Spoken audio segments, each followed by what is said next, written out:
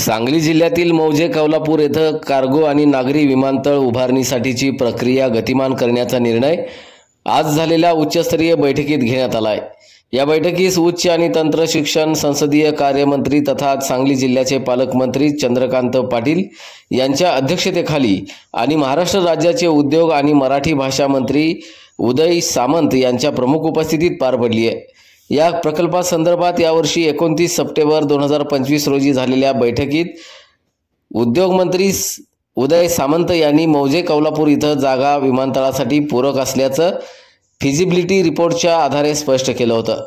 तसंच आवश्यक असल्यास अतिरिक्त जागा शासनामार्फत अधिग्रहित करण्याची तयारीही त्यांनी व्यक्त केली होती।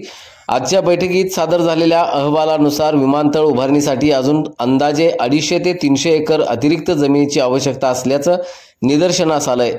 या भूमी अधिग्रहणासाठी मुख्यमंत्री यांच्या शिफारसीची आवश्यकता असल्याने पालकमंत्री चंद्रकांत पाटील आणि उद्योग मंत्री उदय सामंत यांच्या अध्यक्षतेखाली सांगली जिल्ह्यातील लोकप्रतिनिधी आणि वरिष्ठ अधिकारी यांचं शिष्टमंडळ मुख्यमंत्री यांची भेट घेऊन अधिग्रहण प्रक्रियेस गती देईल असं ठरवण्यात आलंय।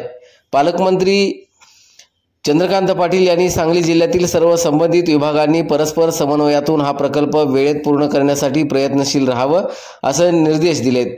तर उद्योग मंत्री उदय सामंत यांनी सांगली विमानतळ उभारणीमुळे जिल्ह्याच्या औद्योगिक विकासास गुंतवणुकीस आणि व्यापार वाढीस मोठा हातभार लागेल असंही नमूद केलंय।